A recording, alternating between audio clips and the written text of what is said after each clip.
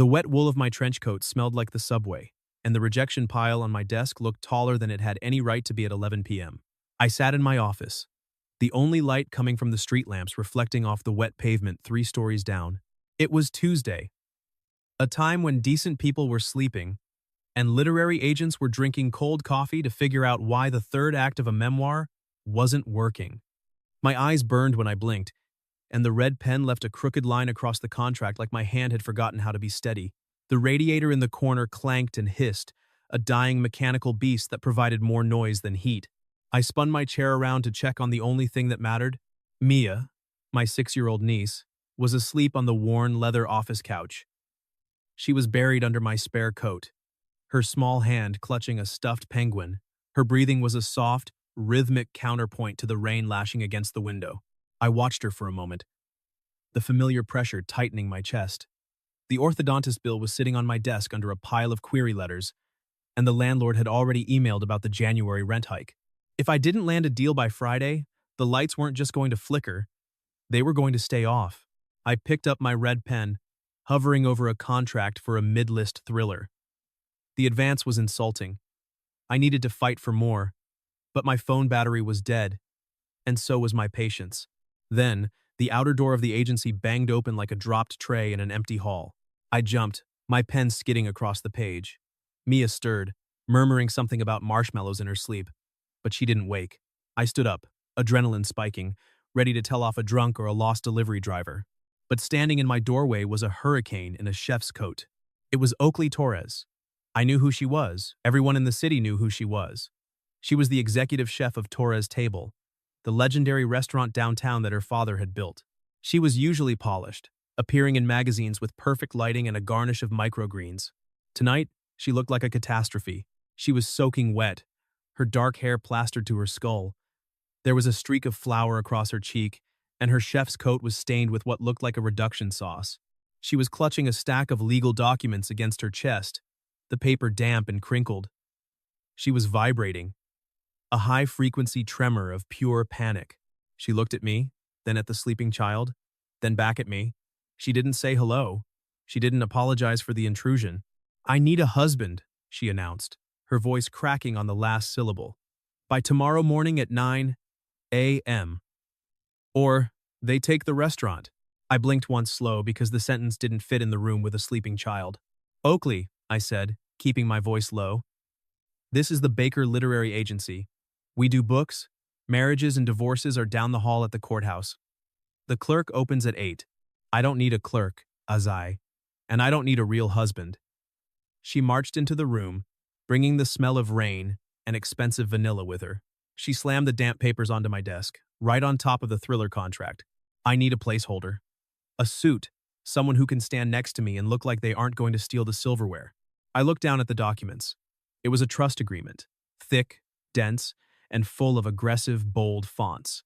"My father's trust," she said, her fingers shaking as she pointed to a paragraph on page 40. "The succession clause." I finally read the fine print. In the event of the primary beneficiary's 30th birthday, full ownership of the property and assets transfers only if said beneficiary is in a recognized domestic partnership or marriage. Otherwise, control reverts to the Board of Trustees. "And the board?" I asked, picking up my glasses. "The board is led by a man named Sterling who thinks culinary arts is a waste of prime real estate. He wants to sell the building to a condo developer. They're auditing the trust tomorrow morning. If I show up single, I lose the building. I lose the kitchen. I lose everything my dad built." "You're 38, I noted, scanning the legal jargon. "Why is this coming up now?"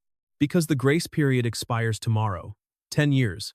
I had 10 years to settle down, and I spent 10 years chopping onions and balancing ledgers instead." She ran a hand through her wet hair. "I forgot about the clause. I thought the work was enough." She looked at me. Her eyes were dark, terrified, and desperate. I knew that look. It was the look of an author who had written a masterpiece but lost the file before hitting save. It was the look of someone watching their legacy burn. "Why me?" I asked, leaning back against the edge of my desk. "We've met twice. I sold you a coffee table book 3 years ago that went out of print. Because you're the only man I know who can read a contract in under 5 minutes and find a loophole, she said. She glanced at Mia on the couch, her expression softening for a fraction of a second. And I saw you at the park last week. With her. You were fixing her bike chain. You looked reliable. You looked like a dad. I am a dad, I said, correcting her automatically. Or close enough. I'm her guardian. Exactly. You have tired but responsible written all over you. That's what the board needs to see. Stability. I looked at Mia. I looked at the rain hitting the window. I looked at the exhaustion etched into Oaklee's face. If I called a lawyer, we'd lose hours we didn't have, and I didn't have the money for a midnight retainer anyway. I needed this win as much as she did. I charge a retainer, I said, my voice rough. I'll handle catering for any launch events you host, she countered immediately. And I'll feed your staff during crunch weeks. No questions asked. I don't have staff, Oaklee, just me. And I have a 6-year-old who needs braces and a rent hike coming in January. I picked up my red pen again. I need a percentage. If I save your restaurant, we launch a new cookbook series, The Legacy of Torres. I get 15% of the advance and the royalties. And I get creative control over the narrative. She blinked. A cookbook? I don't have time to write a book. You don't write it. You cook it. I write it. I frame it. We sell the story of the restaurant to save the restaurant. I stood up, capping the pen with a decisive click. The husband part is optics only. No romance obligations. Just business. We rewrite this narrative before Sterling can close the book. The next morning, the rain had settled into a gray, miserable drizzle. We walked into the boardroom of Torres Table, located on the top floor above the dining room. The room smelled of lemon polish and impending foreclosure. The lawyers were sharks in gray suits. Sterling sat at the head of the table, a man who looked like he had been born wearing a tie. He checked his watch as we entered. I was wearing my best suit, the navy one I saved for auction wars with the Big Five publishers. It was slightly tight in the shoulders, but it made me look broader, sharper. I held Oaklee's hand. Her palm was sweating, cold and clammy. Gentlemen, I said, projecting the voice I used to terrify junior editors who tried to cut my clients' word counts. I'm Azai Baker, Miss Torres's partner. Sterling looked up, his eyes narrowing behind rimless glasses. Partner? We have no record of a relationship, Miss Torres. The private investigator's report lists you as single. We're private people, I said smoothly, pulling out a chair for Oaklee. We prefer to keep our personal life separate from the brand, but as you can see, I gestured to the ring on her finger. It was a prop ring from a local theater production of The Great Gatsby, borrowed from a costume designer friend an hour ago in exchange for a favor. It looked gaudy and fake up close, but from a distance, under the boardroom lights, it sparkled with enough authority to cast a shadow. This is highly irregular, Sterling muttered, shuffling papers. The clause stipulates a recognized domestic partnership. A ring is not a contract. What is irregular, I interrupted, leaning forward and placing my hand flat on the mahogany table, is your interpretation of Clause 40B. I pulled out the document Oaklee had brought me, now marked up in red ink. Domestic partnership, I quoted from memory, is defined in this trust as a shared commitment to the future viability of the family assets. It does not explicitly specify a marriage license, nor does it specify a timeline of cohabitation. It specifies intent and shared burden. I pulled out the revised business plan I had drafted at 3 a.m. on my kitchen counter while Mia ate cereal. Furthermore, I continued, sliding the folder across the table, Miss Torres and I are not just partners in life. We are partners in this brand. We are launching a definitive cookbook series, The Legacy of Torres. It captures the history of this building, the recipes, and the future. We have letters of intent from 3 major distributors pending review. The projected revenue from the advance alone covers the current operating deficit. It wasn't secured yet, but I knew which editors to call, and I knew how fast a real offer could move if the story was strong. Oaklee stared at me. She didn't break character. She straightened her spine, channeling every ounce of her executive chef authority. That's right, she said, her voice finding its steel. Azai manages the business narrative. I manage the food. We are a team, and we are not selling. The lawyers exchanged looks. They whispered. Sterling frowned, tapping his pen against the table. They didn't have proof we were lying, and more importantly, they didn't want to fight a public PR battle against a beloved local couple trying to save a landmark. The optics would be terrible. Fine, Sterling said, closing his folder with a snap. We'll grant a 6-week extension. We need to verify the partnership and the financial viability of this book deal. If the revenue isn't secure and the debts aren't cleared by the annual gala dinner, the building is sold. No more extensions. We walked out. We kept our heads high until the elevator doors closed. As soon as the metal box started to descend, Oaklee slumped against the wall, sliding down until she hit the floor. She buried her face in her hands. "Oh my God," she breathed. "I thought I was going to throw up." "We bought 6 weeks," I said, loosening my tie. "We lied," she whispered. "We don't have a book. We don't have pre-orders. We don't have distributors." "Not yet," I said. I offered her a hand to pull her up. Her grip was strong, calloused from years of knife work. "But you can cook, and I can sell ice to a polar bear if the query letter is good enough. Get up, Mrs. Baker. We have work to do." The marriage was the easy part. The restaurant was the problem. I spent the next 3 days auditing Torres Table, and it was a disaster. Day 1 was a wake-up call. The walk-in fridge was disorganized, and the staff schedule was a mess of overtime.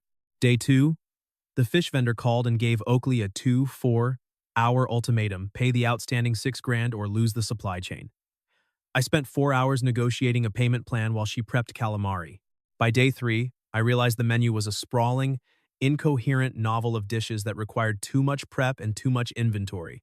I set up a temporary office in the dry storage room, flanked by 50-pound sacks of flour and shelves of smoked paprika. It smelled of dust and potential. "You need to cut the menu," I said.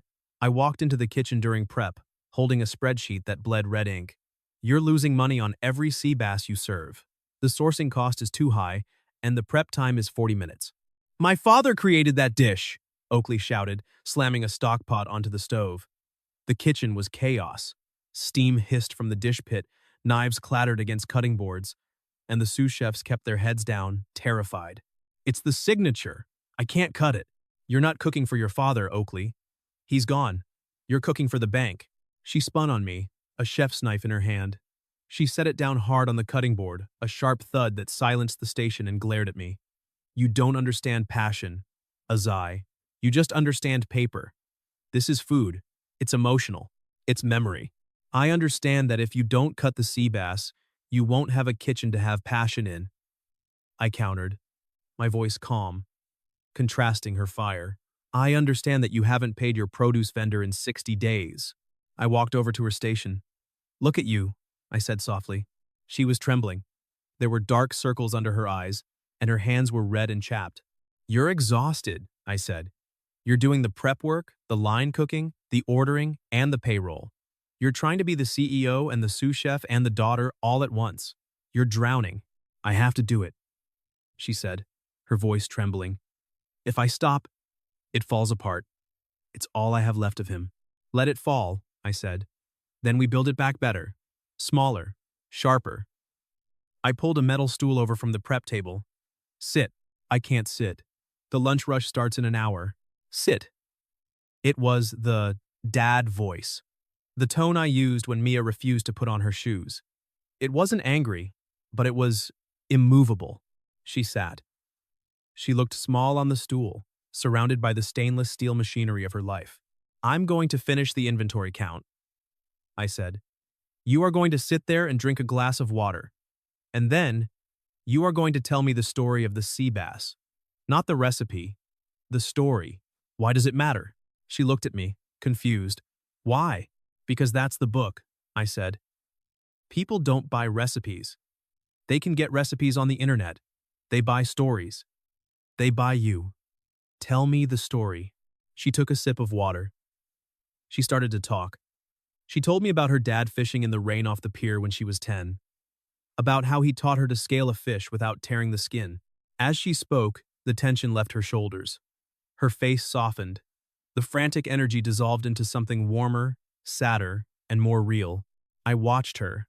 I took notes in my black notebook. And for the first time, I wasn't just fixing a problem. I was listening to a person. The lines started to blur. I couldn't afford a babysitter every night, and Oaklee needed me at the restaurant to handle the business partner optics. So, I started bringing Mia to the restaurant after school. I expected Oaklee to be annoyed. Kitchens are dangerous places for 6-year-olds. But she surprised me. She cleared a corner in the pastry station, away from the heat and the knives. She put down a rubber mat and gave Mia a ball of dough. The flour fort, Oaklee called it. I watched them one rainy afternoon from the doorway of my storage closet office. The kitchen was in a lull between lunch and dinner service. The lights were dimmed. Oaklee was teaching Mia how to knead dough. She was patient, her hands guiding Mia's small fingers, showing her how to push and fold. "You have to be firm," Oaklee was saying, "but not mean. The dough knows if you're angry."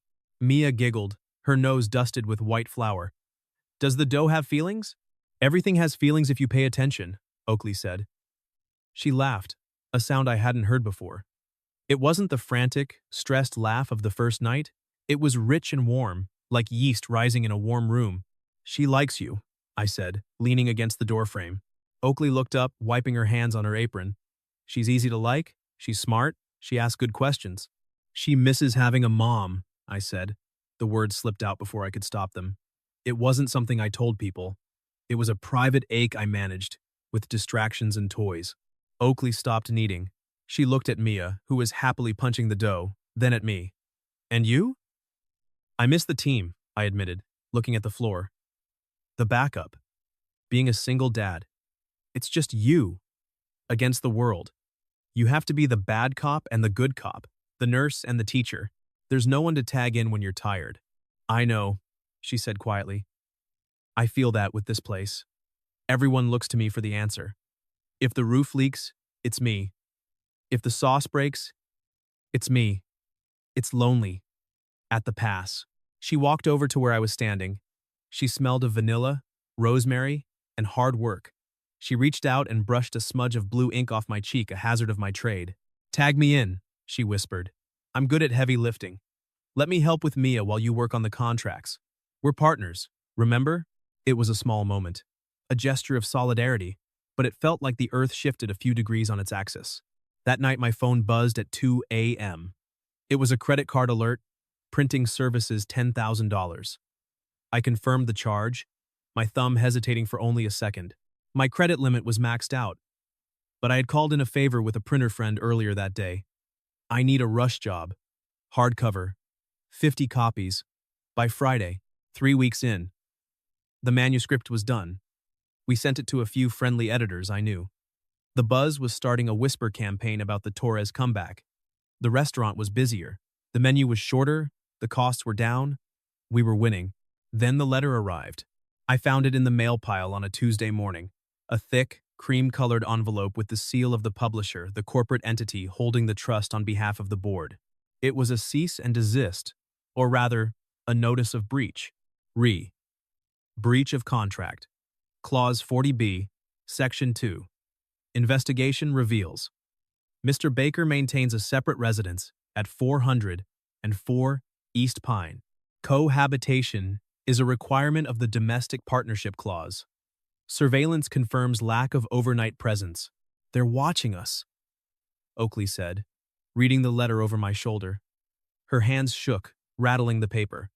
"They know you don't live here. They know you go home to your apartment every night."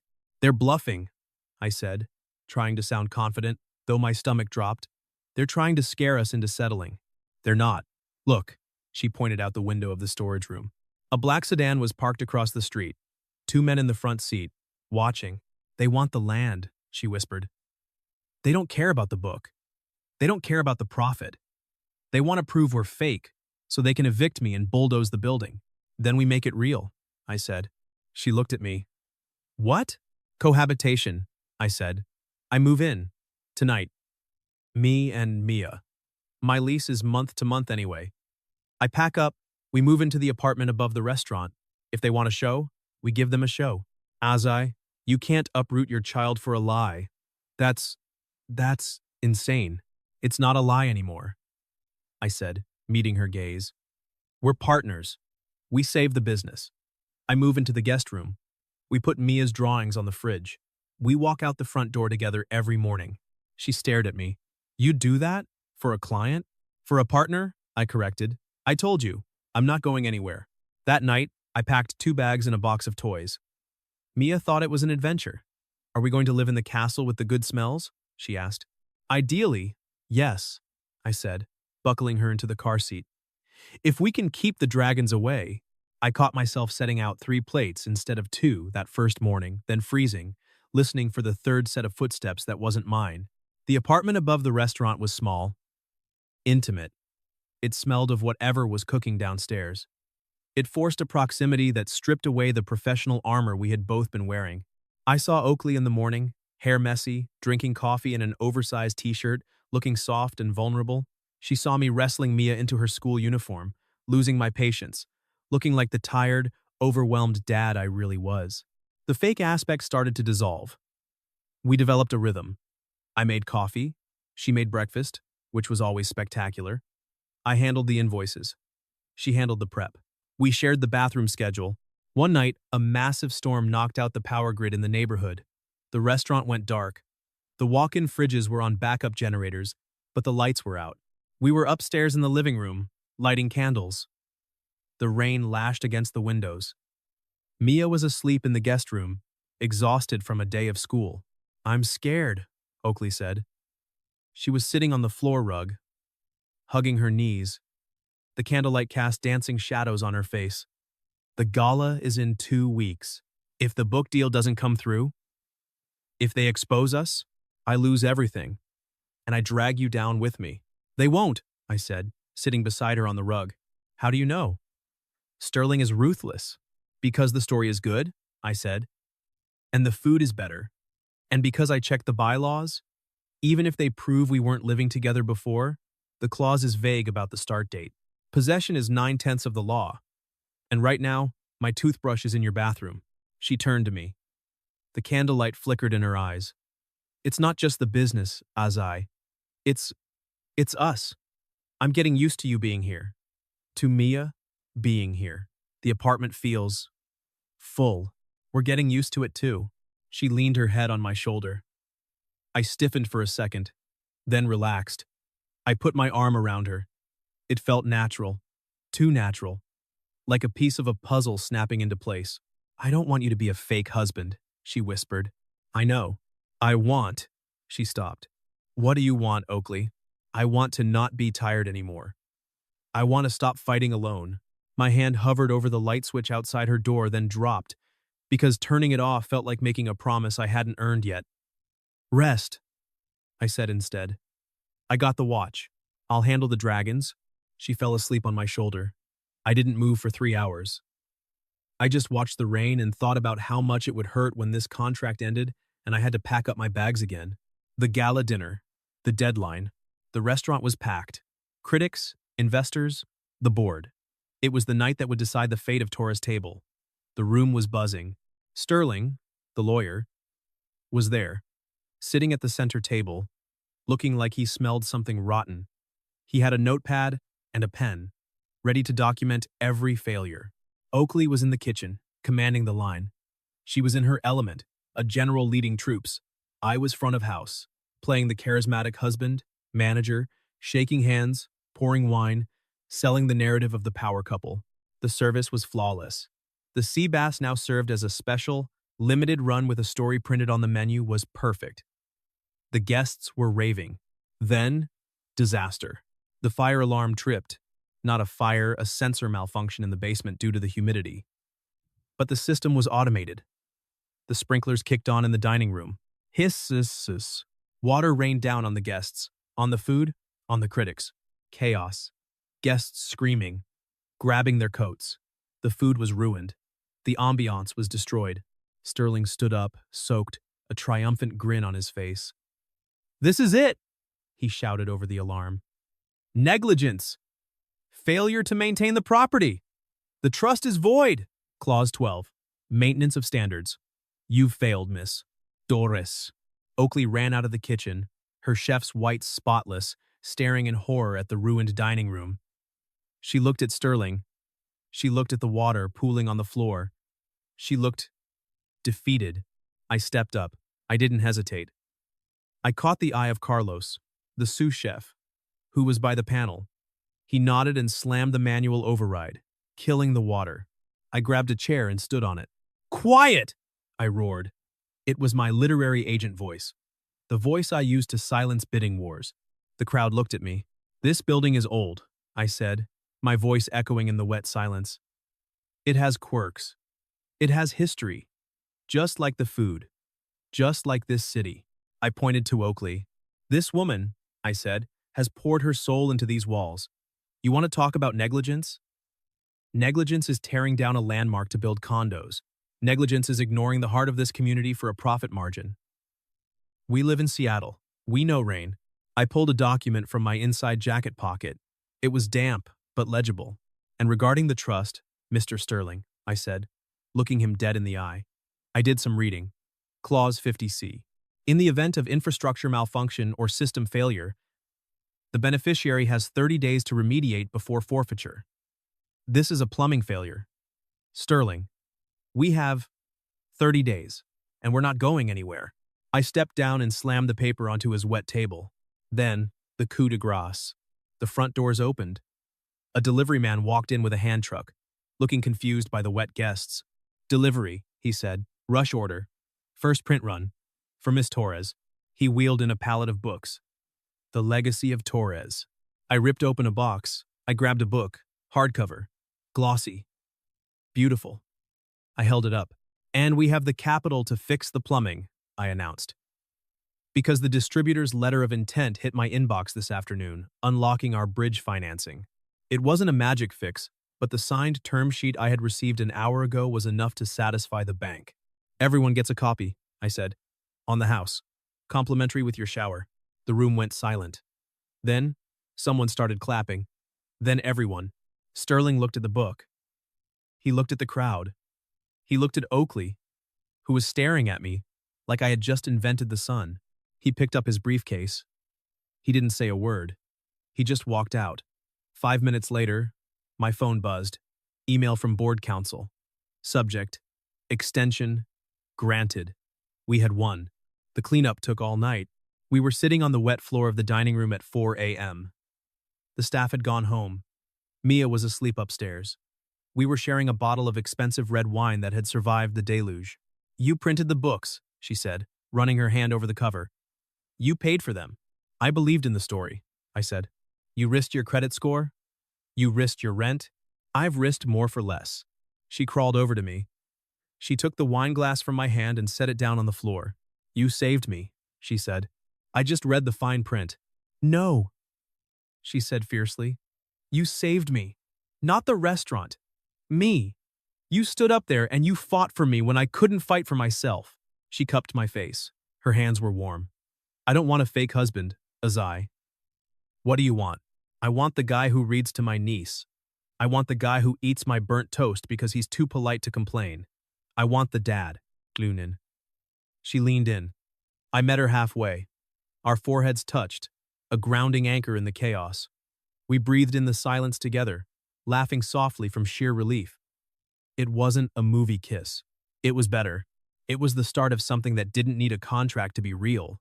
2 months later, the restaurant was reopened. The plumbing was brand new. The book was actually selling. We hit the local bestseller list thanks to the Sprinkler Gala going viral. I was in the office, reviewing real contracts this time. Mia was in her flower fort, making cookies out of Play-Doh. Oaklee walked in. She wasn't wearing her chef's coat. She was wearing a dress. "Date night?" I asked, looking up. "Board meeting," she said. "I'm buying them out. With the royalties." Sterling agreed to the settlement. "Nice." She walked over to my desk. She pulled out a paper. "I drafted a new contract," she said. I picked it up. It wasn't a business contract. It was a lease agreement. Joint tenancy. "You want me to stay?" I asked. "Officially? No fake pretense?" Clause 1, she read, smiling. "Azai Baker agrees to be the permanent taste tester." Clause 2, I countered, standing up. "Oaklee Torres agrees to no more work calls after 8 p.m. And Sunday is family day." "Agreed," she said. Clause 3, Mia piped up from the corner. "We need a dog." We both laughed. Oaklee sat on the edge of my desk. I moved into her space. I love you, she said. I love you too, I said. My red pen sat unused on the desk because for once, nothing needed fixing. We weren't pretending anymore. We had rewritten the story, and this time, it was a happily ever after.